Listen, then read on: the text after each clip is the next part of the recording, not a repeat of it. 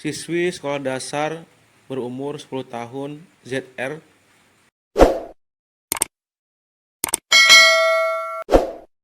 warga Kabupaten Tulang Bawang meninggal dunia diduga setelah dilecehkan oleh pelaku pada Minggu tanggal 22 Juni tahun 2025.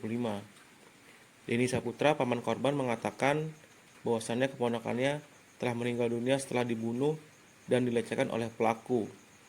Hal tersebut disampaikan oleh Denny Saputra di Rumah Sakit Bayangkara, Polda Lampung.